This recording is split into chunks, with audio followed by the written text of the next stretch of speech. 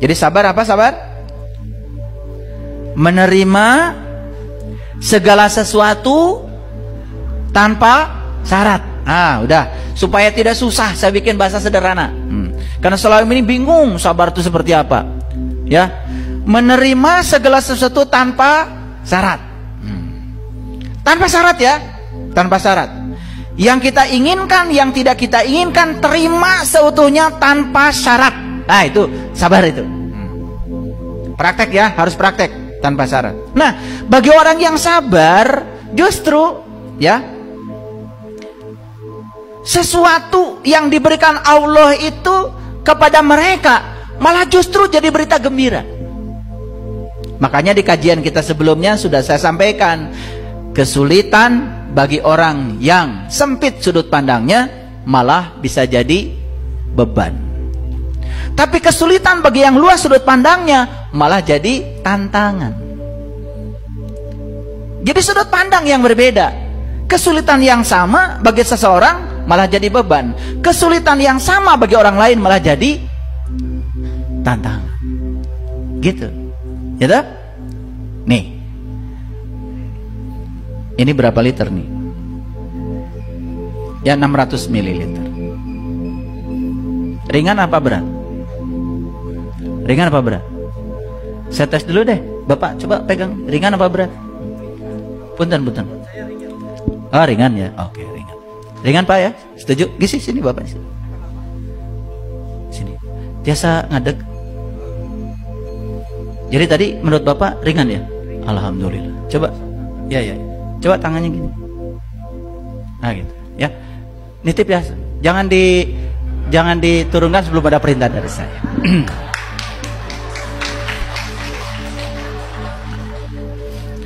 Jadi kita teruskan kajiannya.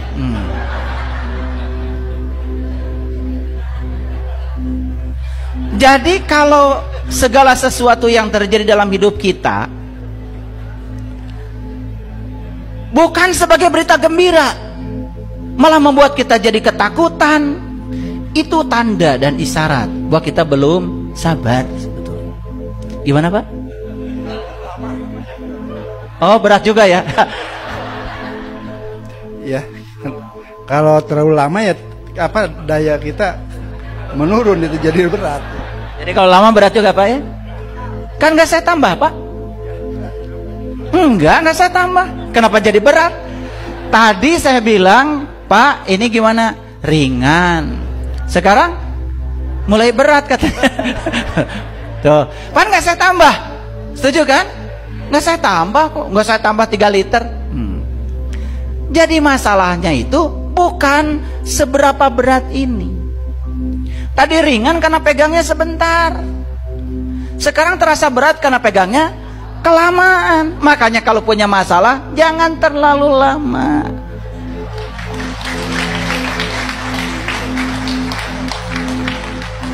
Harus pakai simulasi supaya ngerti. Gimana Pak? Pegel? Tenang Pak, nanti saya pijit ya. Kadang kalau pakai simulasi kan jadi ngerti. Betul nggak? Ini perlu simulasi. Dalam pendekatan pembelajaran, simulasi itu penting karena itu akan masuk ya, anchor namanya. Itu. Ini kebetulan saya konsultan pendidikan, jadi saya mengerti urusan-urusan seperti itu. Ya. Nah, ini masalahnya kan tidak berubah. 600 mili kan? Awalnya Bapak bilang ringan, tapi dipegang kelamaan katanya berat juga, mulai pegel ke sini.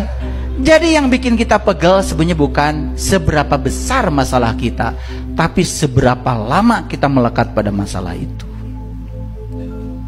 Bayangkan ya, kejadian setahun yang lalu, kejadian 2 tahun yang lalu, kejadian 3 tahun yang lalu, sampai sekarang masih ingat. Coba.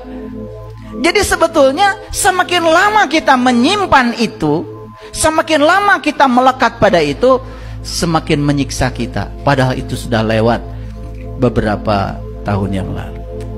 Itulah kadang-kadang ya, kita tidak tahu cara membuka jalan buat diri kita. Dikiranya memaafkan itu membuka jalan bagi orang lain. Tidak Bapak Ibu, memaafkan itu adalah membuka jalan bagi diri kita sendiri.